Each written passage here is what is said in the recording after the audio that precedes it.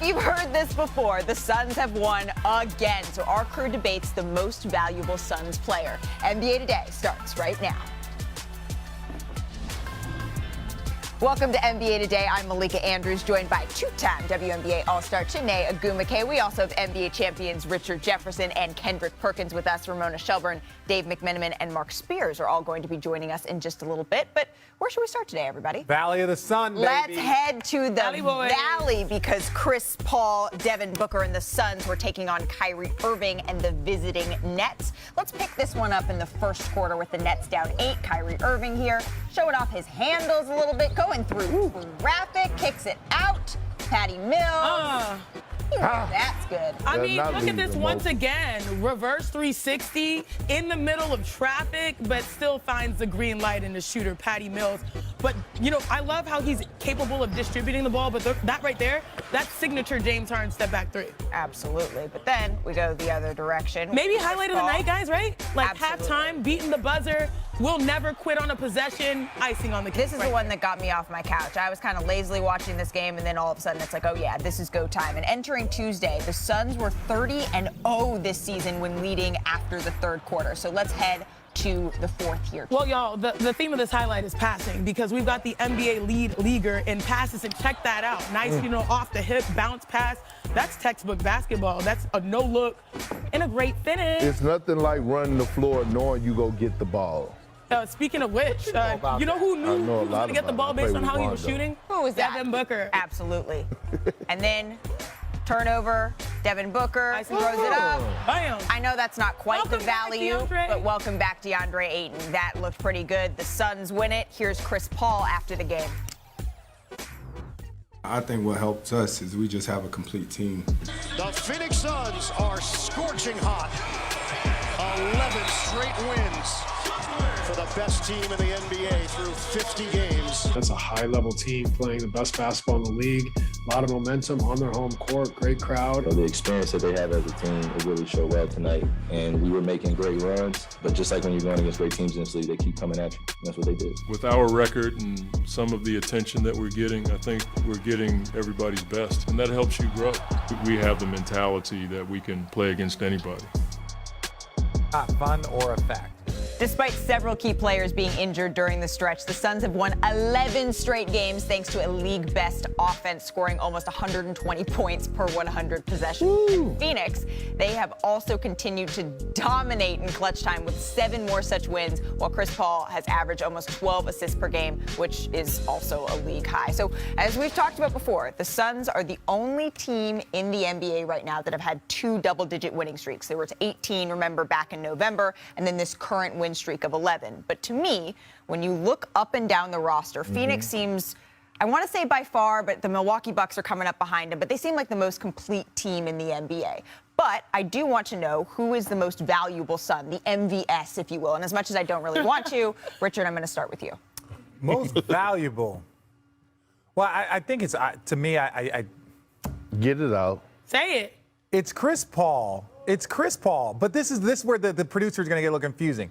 I misunderstood the assignment because they said what was going to be the most important Perk, going down the stretch. Yeah, as expected. All right, so As who is expected. the most important? Thank you. Who is the most important son? I think is DeAndre Ayton. And the reason why I think it's DeAndre Ayton is because when you look at the teams, at who they're going to have to play against, if and who comes out the East, you could possibly have a Giannis. You can possibly have Joel Imbeed. You can possibly have high-level bigs that he's going to have to dominate. And when Giannis went for a 50-piece, and in the deciding game, and I'm not saying that's all DeAndre's fault, but I think he's going to be the most key person when it comes down, because we know Chris Paul, we know Devin Booker, we know Mikal Bridges, we know what those guys do. He is an X factor. Well, I think you're wrong. I agree. We know Devin Booker, we know Chris Paul, and we know DeAndre Ayton. But now we really know Mikal Bridges, one of the best two-way players in the game today. And when we look at him on the defensive end, the Phoenix Suns cannot get out of the Western Conference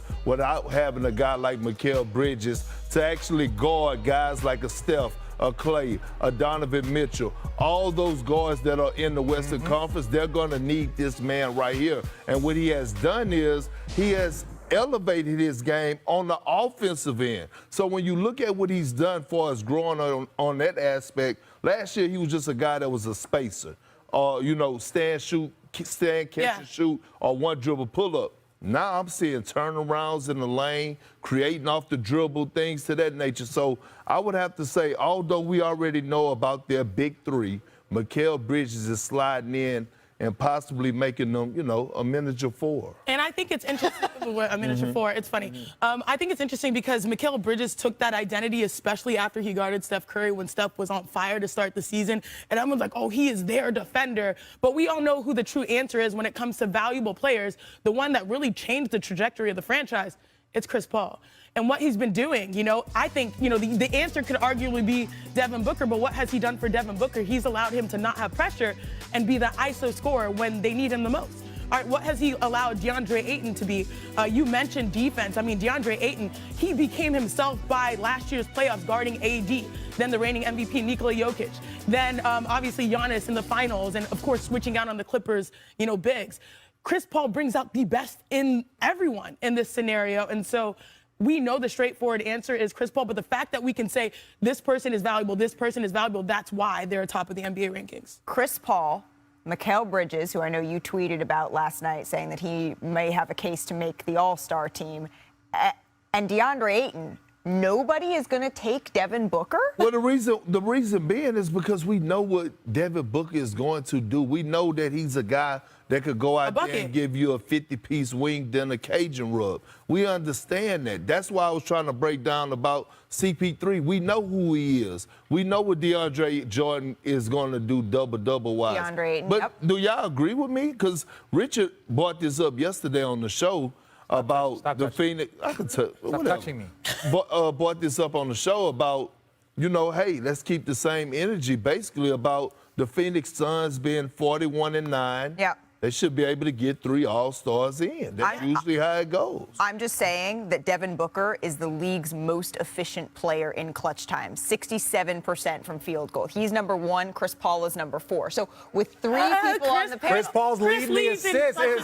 I'm just saying, me. nobody said on this panel, We love you, Devin Booker. There's no lack of Devin Booker love here. We appreciate what he's able to do. But I do want to go on to the Nets here because 5 straight losses. That's their longest losing streak since March of 2020, and all of their losses are to Western teams. And then all of those teams are either in the playoffs or they're in the play-in tournament. And even though the Nets are losing, Kyrie, he's balling. He had another 26 points last night. He scored at least 22 points in 8 of the 9 games he's played in this season. But after the loss, his focus, it was on what could be with the big 3. Man, honestly, I hate that I even have to answer that question, man. We think about it daily. It's not something that is short-sighted for us. We think about the long term and how well we gel together as a trio. And, I think James said it last year, there's not a lot of teams that could be out on the floor with us that can match up very well with us. That's just the confidence we have in one another when all 3 of us are healthy and we're playing at a high level. And we've only played a few games. It's definitely on our wish list, man. And we just have to stay patient and just not lose that confidence that, all the pieces will come together at the right time. So as complete as the Suns are, the Nets, they sort of seem to be the opposite. They seem to be a little bit incomplete, and that might be the word that best describes them. But they will most likely be without Kevin Durant until after the All-Star break. And we've asked all the questions, and it always sort of comes back to Kevin Durant. So if you 3 could put yourself in the locker room, how much does this 5-game losing streak even matter? Because KD is eventually going to come back, Richard. I don't think it matters much, and I think mainly because it is the best play. He is either the best or second best player in the world. I don't know where. I'm going. Okay, you promise. If I can keep saying things like this and make sure he never comes back. That's bad. No, that's bad. That's bad. Because you can't judge. You can't. Okay, we just talked about Chris Paul changing the trajectory of an organization. True. Because he is the best player. So once he comes, everything becomes exponentially easier for everyone. Kevin Durant makes everything exponentially easier. When he was playing, where were they? They were 1 or 2. He gets injured. Doesn't matter if Kyrie's back. Doesn't matter what's happening with James Harden. When he was playing before his injury, the Nets were either number 1 or number 2. When Chris Paul sits out, guess what? Campaign fits right in because you know why? They have culture. You know why the Nets lost their game? It wasn't because of the offense. They had enough offense. It's because when you watch down the stretch, they didn't have the chemistry on the defensive side of things. Which they were improving at the early part of the season, but the wheels have fallen off. But Kyrie wasn't there. So this is the problem. Like, you gotta be able to be tied on the string. That's why Phoenix pulled the point. Yeah, this is something to worry about. Like, it's not somewhat, it's a big deal. It seems like it's a bigger deal. I know Richard's just done. Richard's just done. It seems like it's a bigger deal given the fact of what happened last year, given the fact they haven't sort of built up any time together that makes anyone feel like, okay, this is going to be falling totally off your fine. game. I'm not falling off my game. Yes, you I think it's silly to talk about We the judge leading them when scorer, they're all together. I get it. in the league. Second. Sprained his MCL, and he's missed a bunch of time, and now their team has struggled. Like, They were struggling before he went out. what was their record? They were struggling. What was their record? They were struggling But before he their got They were at injured. the top of the East, Yep. and they were But they Where were they? They were at the top of the East, and But they were struggling. Talking They louder were doesn't losing change. games with Kevin Durant. Everyone has lost games. The Phoenix Suns aren't undefeated. I'm just The Phoenix Suns aren't undefeated. Talking loud does not change the Nets point. don't have that record. At the end of the day, if Kevin Durant is healthy, which he will be back in a matter of time, then that's when you start judging the Nets. If you want to judge them based off the time that he was playing, there's this window he's not, and then he'll be back playing. This window, as much as it sucks, God bless America. yeah, God bless America. Sure. The only thing about it, I think, again, is that folks haven't seen the Nets' big three be together. You don't need the all big that three. much You time. need Kevin Durant. You need Kevin Durant to be You don't healthy. need the big three. Well, he was healthy in the playoffs last year, and we what- did yeah. see what happened. what They happened? lost They to the lost. Milwaukee Bucks. Yes. All right, still ahead. Showtime. It's turned into a bad time. So the latest on the struggling Lakers and when LeBron might be back to help. Plus, what a treat in Madison Square Garden tonight. Ja Morant at the Mecca. Should we expect a classic Garden game from G12? And Bron and Ja won't be in the dunk contest this year, but we know who is, and our panel picks a winner. Stay tuned. So y'all good, bros? I love y'all.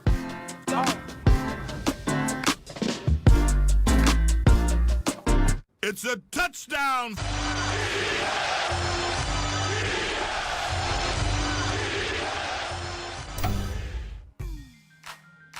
It's sort of strange. I didn't see any Richard Jefferson highlights there. But It's been taking too long. We don't have all day. oh yeah, all of your Too many glory. clips. All right, but Richard, what makes Madison Square Garden such a special place to play for players? Well, as a kid, you grow up watching MSG. Your parents talk about it. You see you see Muhammad Ali. You see just everything about it, and it's the oldest arena.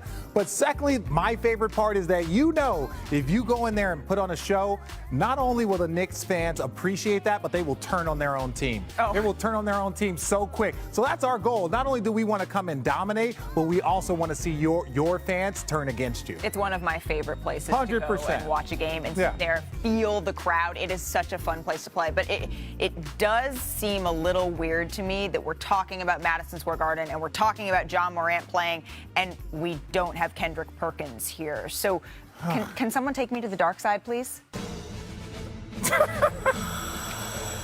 Oh my God. Oh God. Yeah. Ladies and gentlemen, there's been a 4.6. You know what it is? Look, I've been begging for a national televised game. He's on ESPN tonight, our network in Madison Square Garden.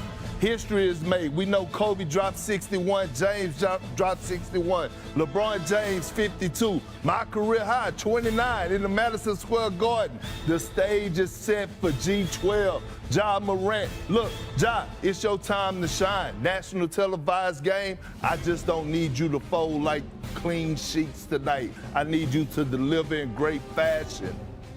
Hey, Perk, G12, that's like G unit. We're a unit, so should we break down this game together? Oh, yeah, break it down. Well, I love the dark side, Perk, but it is important to note that Ja's having his way, really, because he's knocking down threes consistently at 35%. Did you say knocking down threes? Consistently. We had somebody else on here yesterday said he couldn't shoot. Well, he can. Okay. Enough for the defense to play him honest, and that allows him to get where he wants to go. And do you know where that is? It's not just the dark side, it's also the paint. Thank you, Producer Schwartz. Right here, check out these numbers. Thanks to my favorite nerd, Producer Schwartz. At 6'3", Park, Ja Morant leads the NBA and paint points per game, dropping 16 a game. That is wild. But I will tell you this is a strength-on-strength matchup because the New York Knicks, they are one of the best teams at defending the paint. They're second in the league, actually, in that category. So basically, Coach says, no easy buckets. Better to, show you this. So roll me my tape, producer Kwaku. Baby, let's go. All right, breaking down this strength for the Knicks defense, they're going to have their hands full with Ja Morant the same way that they have their hands full right here with Giannis Antetokounmpo. Perk, look at how loaded they are to the ball. That's still defense. 100%. I even like Kemba's battling down low, forcing the hardest shot to really get your coach to accept the fadeaway mid-range. Now let's talk about in transition. Luka Doncic, everyone knows he's a threat, but look at how this defense is already set up as we rotate. 2 help defenders outside of the paint, taking a charge, the best play, you get the ball back. And last but not least, this is my favorite thing. Please watch Evan Fournier. I'm number 13. I love number 13s. He's active.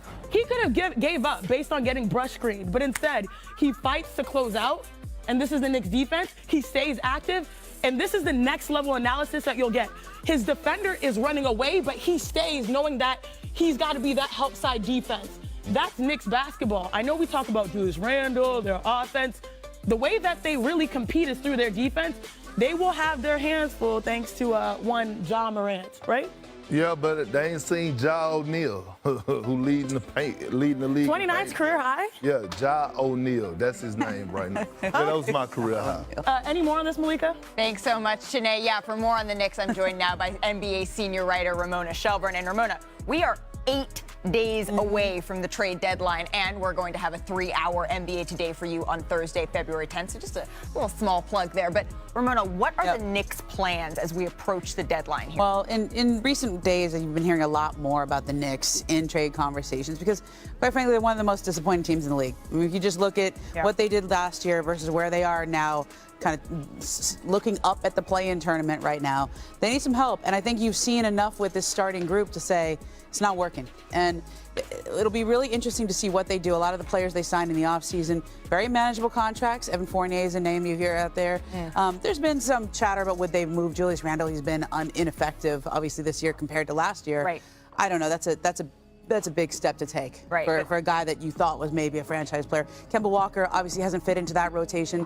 So you're going to hear the Knicks a lot as we approach the deadline. Well, the Knicks, though, they already made a trade this season for Cam Reddish, but he's only averaging 7 minutes of playing time. So why do you think that's the case? It's odd, isn't it? You go out and trade for a guy like Cam Reddish, and the idea is you want to play him and see what you got. It's a former first-round pick. And I think this is where this is Tom Thibodeau saying, wanting to reward the guys who practice and who do well in practice. And he came in with an ankle injury, obviously hasn't been able to establish himself and earn those minutes yet, and he's bringing him along slowly. But they went out and traded for Cam Reddish because they want to see what he can do. And so you wonder if there is a bit of a dysfunction going on between what the front office is doing and what Thibodeau's doing on the court. You've seen it earlier in the season with Kemba Walker, who was a big addition for them, and Tibbs benched him. Now you're seeing it with Cam Reddish. Let's see how long this goes on, where Reddish he's played 3 games. Interesting, and as 5 minutes, 10 minutes, 5 minutes. Right, and the Knicks are expected to be active as we head up towards the trade deadline, February 10th. Again, we have that 3-hour show where we're going to be all over every trade that is made in the NBA. Ramona Shelburne, thank you so much. Please come back to talk some Ben Simmons. And you can see it all tonight, the Grizzlies at the Knicks, 7:30 Eastern, right here on ESPN, followed by the Nuggets against the Jazz. NBA Countdown gets it all started at 7 o'clock Eastern. Still ahead on NBA Today, the Lakers, they are struggling to say the least. So what do Perk, Richard, and Shanae say that they can do to right the ship in LA? And we've officially got the jam band that'll be competing near the Rock and Roll Hall of Fame. The dunk contest previewed, that is coming up next. Plus, what has Ben Simmons been up to? Ramona Shelburne. I hate losing, so yeah, of course there's a level of frustration for sure. Can't even sit here and say that we should be this or we should be that. Our record is who we are. Championship team, it's not us right now. I said victory is all we ever wanted. A little history is all we ever needed. We will not go backward. This was not the Lakers' night. They are still very much a work in progress. It's the same question every game. Every time we lose, it's like, hey, how long do you think it's going to take? We don't know.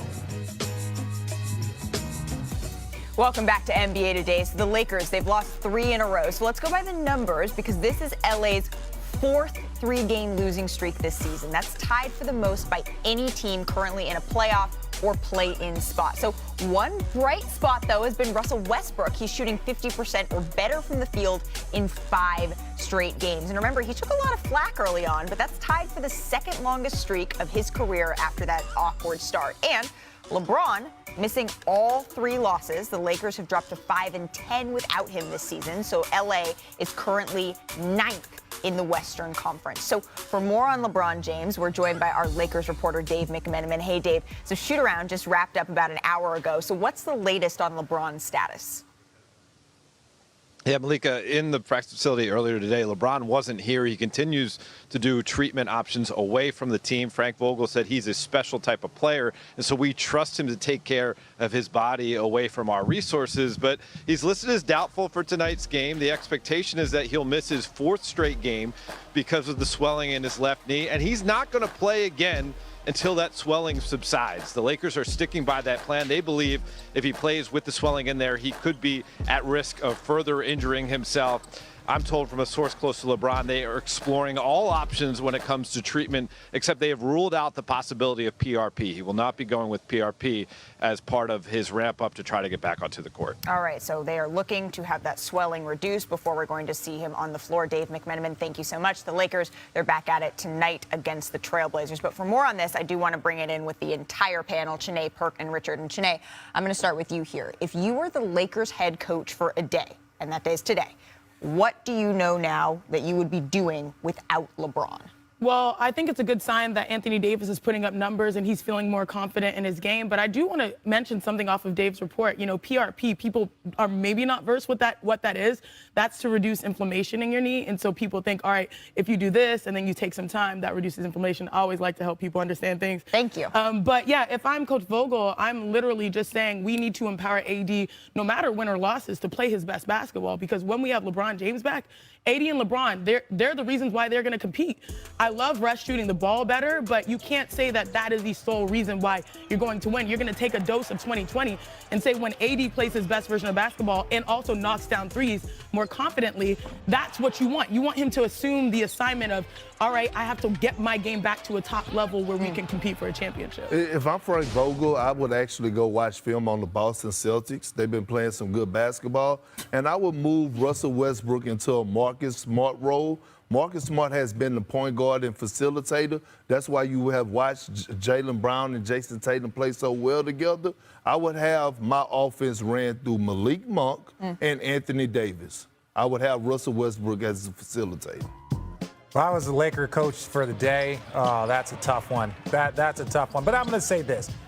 I think Frank Vogel is doing a pretty good job. There is nothing that I'm going to say that's going to, he knows what he's doing. He's won a championship. He's been to the conference finals. This man has done everything that you can accomplish as a coach. So there's nothing that I could say because I just think that they're in a tough spot. He needs his players to play well. They've got, three top 75 players? Yeah. Right? They need them to play well. That's it. I think the one caveat here is just that, there were times when players were coming back, like Malik Monk was killing it. And then now his minutes are getting smaller based on trying to fit other guys in the rotation based on, all right, acumen, reputation, just trying to make people feel good. You got to go with who's playing well. He is. And he is rightfully so. But I think that's where you build that culture of you're playing well, you're understanding the assignments, you're willing to make these tough decisions to build that culture so that when LeBron comes back, people have something to hold on to. Well, this panel, when we were talking about the Lakers just a couple of weeks ago, the discussion was, okay, when Anthony Davis comes back, that's not necessarily the cavalry that's going to save this team. But watching his play over the last couple of games, how would you evaluate that, Chiney? I'm really impressed. I think the conversation, we always want to say,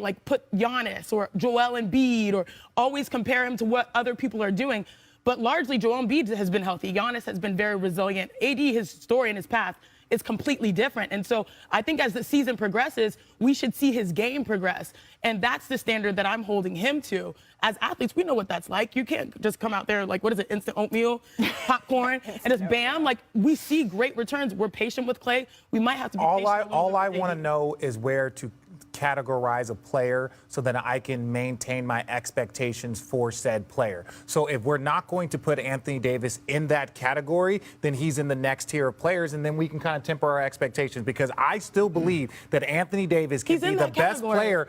Okay, I think he could be the best player on a high-level championship caliber team, and he's got to do that, and he's got to do it consistently. Well, he showed us that already. That's why they won the championship. But I think since he's been back, he's been playing with a certain type of passion. Agreed. He's been aggressive. He's been, you know, that battle with him and Imbeed. He actually won that battle. He did. But they lost the game. But AD did his thing. He was like, no. You could mention Imbeed, you're going to mention me. But see, that's what you hold on to, those moments, those battles, and that's the culture that you need to bring back, because this is one of the better defensive teams, typically under Coach Vogel. And so I would say that's their identity. And then AD, obviously, was a key piece for them winning. Not to mention he's been one of the top clutch players in the league this year, even with the time he's missed. All right, we still have some more coming up on NBA Today, still ahead. It's official.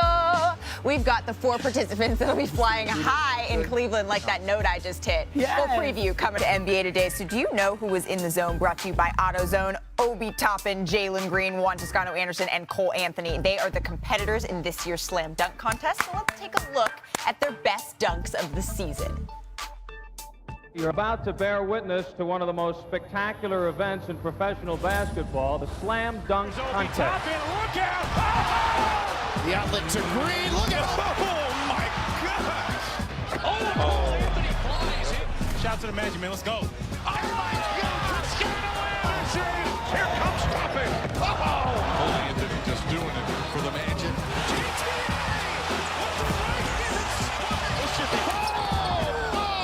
He jumped a mile and a half.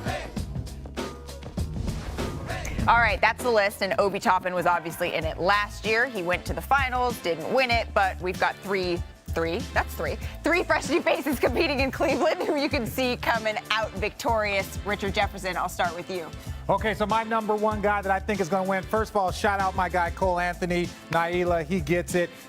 But Green is my number one. I think he's going to win. Toppin is my second. He's number 2. Okay. I'm going with Obi Toppin as my number 1. I feel like I have a special place in my heart for big men that are in the dunk contest. Just big man, period. He's big man. He's like 6'8". He's a medium man. I think he's going to show. He's going to show up and show out. And then next, I'm going with Jalen Green. I got to represent for the H-Town Texas boy to the depth of me. So I'm going with Obi Toppin. Period. Even though he said Obi Toppin, I'm going with Jalen Green. Just because I think there's going to be added motivation for Jalen Green. Think about it. Like, Rookie of the Year, who is the conference? Evan Mobley. Evan Mobley. Cade is coming on high. Ballin'. But I think Jalen's going to look like the Rockets. They've been irrelevant-ish since their cute little win streak. This is going to be a moment for the future of the franchise. So no one's taking Juan Toscano? Well, the Bay girl is. No one's taking Juan Toscano. All right, since I'm from the Bay, I believe in you, Juan Toscano. You can do this. I'm excited to see it play. But Jalen Green is so athletic. No, you know what? I'm not even going to So you're taking Juan? Sure, why not? He said, sure, why not? That's a real sell. Hey, listen. Sorry, Juan. Oh, yes. Bring it back. Bring it back. Juan, you can't be worse than this. Here? Let's go. Yeah, I had a clean fade. Look, it was them damn Reeboks I was rocking. Time ago. Look, man, that's beautiful. It is completely faded. Woo-wee. Ladies and gentlemen, and you know what's crazy about this kid? He accomplished nothing in his life. That's what you got to pay attention to. Still here. It's all right. You're still here. The hair may not be, but it's all okay. All right. Still to come on NBA Today, we've got the top of the top. What Giannis did last night to the Wizards is much. So, of course, this is an NBA show, but there are sometimes stories that transcend leagues. So we're going to go over to the NFL. Brian Flores, the former head coach of the Miami Dolphins, is suing the NFL, the Dolphins, the Broncos, and the Giants, and alleging racial discrimination and unethical hiring practices. And the NFL instituted the Rooney Rule in 2003, which was intended to try to increase the number of minority coaches. But since then, of the 127 head coaching vacancies, only 27 have been filled by minorities. That's according to the Associated Press. And currently, there's only one black head coach in the NFL, Mike Tomlin of the Pittsburgh Steelers. So Flores joined our Mike Greenberg this morning on Get Up. Here is, in part, what he said. Why did you feel you needed to do this? Because we need change. That was the number one reason. And I know there's a sacrifice, there's risk to that, but at the end of the day, we need change. We need change. I know many very capable black coaches, some of my staff who I know, if given an opportunity or when given an opportunity, are going to go and do a great job on their interview. And I would just hate for that to be a waste. And I think, we need to change the hearts and minds of the people making those decisions. That's why we filed the lawsuit. I now want to bring our senior writer for the Undefeated, Mark Spears. And Mark, you've written extensively about the NBA's diversity, or in some cases, the lack thereof, in coaching ranks and in front offices. But for our viewers, can you walk us through what is the league's recent history when it comes to hiring black head coaches and general managers in the NBA? Well, in 2016, things needed to be shaken up. And I actually talked to two NBA execs, Mark Tatum and Ora Stewart, who vowed that they were going to have change in the NBA, that they were going to get more coaches and more general managers that were black in a predominantly black league. But, in 2020, things certainly hit ahead in terms of the general manager executive process when the Bulls hadn't interviewed any blacks for their president position and ended up hiring Arturas Karnisovas. They eventually did hire a black general manager in Mark Eversley, but that sparked some things with teams from a black GM standpoint. And then last season, almost a year ago to the day, you remember when Ryan Saunders was fired as head coach of the Minnesota Timberwolves, and they did not promote an African-American associate head coach in David Vanderpool. Within hours, they hired Chris Finch, who is currently the head coach there. And that, I think, set up huge alarms. But since then, things have changed dramatically for the NBA in a good way. Yeah, they have. And we've seen more and more black and brown head coaches being hired, to the point that now over half of the head coaches in the NBA are people of color, and several of them are black head coaches. But it hasn't always been that way. Our friend Scott Cacciola had a story, I remember, in the New York Times. It was a couple of months ago. And Willie Green said, quote, if this was 15 years ago, we probably wouldn't get those positions, is what he said. So what exactly has changed? Well, last offseason, they had 8 positions that were open, and 7 were given to African-American head coaches, which is was certainly, I think, surprising for those guys and great. And all of those coaches were certainly deserving and had paid their dues, some of them more than 15 years.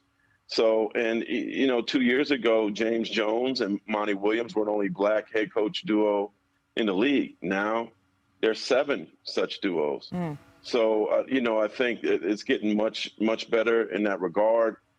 With Alvin Gentry being named the interim head coach of the Kings during this season, now it's tipped over to 16 coaches of color out of 30, if you consider, James Borrego of Charlotte and Eric Spoelstra of Miami. So, yeah, the NBA has certainly made some dramatic change in about a year and a half span. But it took the Vanderpools, it took the Bulls situation to, I think, force teams to wake up. And it's not just on the NBA, it's on the teams, really, more so, and the owners. Yeah, so 13 black head coaches, 1 black interim head coach, and then also 2 head coaches of color. So this was all, though, in the past year, Mark. What still needs to change in the NBA? Well, I think they don't need to rest. And I also hear from the general manager world that some of these GM jobs may be a little smoke and mirrors. You have guys that are named general manager in title, but really aren't the general manager. Well, there's only 1 black president in the NBA basketball operations in Masai Ujiri, but, respectfully, there's general managers in San Antonio, in New Orleans, in Philly, in Chicago, who are in name the general managers, but they have people above them that are actually making the bigger decisions. So that's not to undermine what they're doing, but I think people need to know that what that general manager title really is and how it differs in different places. Absolutely. And Masai Ujiri has spoken extensively about the fact that he believes that there needs to be more representation in those higher up jobs, so that the decision making, not just the folks who are executing the decisions that have been made, are also reflective of a league that is over 70% African American. Mark Spears, thank you so much for joining us here on NBA Today. For more on the Brian Flores lawsuit, stay tuned for NFL Live. That's coming up at the top of the hour. When we return in just 60 seconds, Ramona Shelburne has the latest on Ben Simmons, how he's stayed busy, and what's next in the saga. Keep it locked on NBA Today.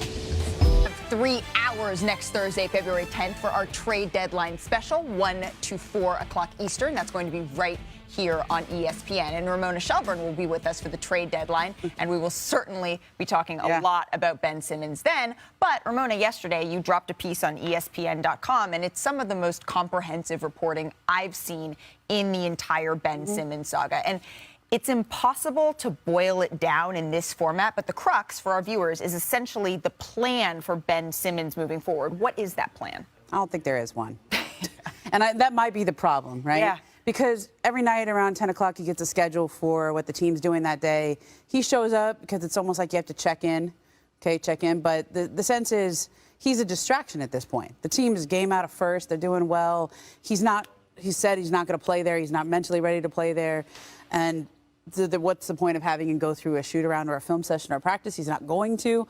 And so there's not really a plan to get him back on the court with the Sixers. They say they're open to it, but what do they want him back? Do they actually? Because if they do, there's no plan for him to actually get back. And on Ben's side, he's been pretty consistent in saying he didn't want to play for Philly. Right. And he's not mentally ready to get back on the court at all to work his way back through practice or shoot around or however you would do it. And so there is no plan to get him back on the court. And so what are we doing here? Right.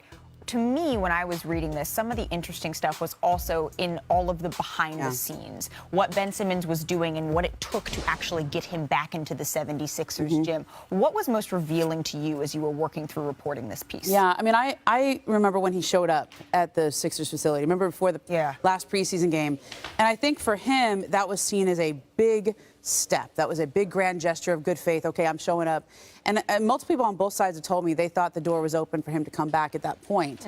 But he felt really surprised or burned or upset that he showed up, he made it to the game, and he was still being fined for that game. He didn't get, he got fined for that. And it was, when you build something up in your head and it's a big deal for you to get on the plane, show up and go back to the market, and then it's not necessarily appreciated. It's not like, oh, okay, he's back. I think that was not getting that off on the right foot. And I also, that was just the extent, Malik, of like what he's been doing for the past few months, going to gyms all over Philly, organizing his own runs of 5-on-5s. Like, that's a lot of extra work. Yeah. When you could just go to the facility, work out with the trainers, et cetera. But he feels that uncomfortable being even in the building, to the point where now that he is back in the building training, at night sometimes he goes there after hours. Sometimes he's there while they're playing games.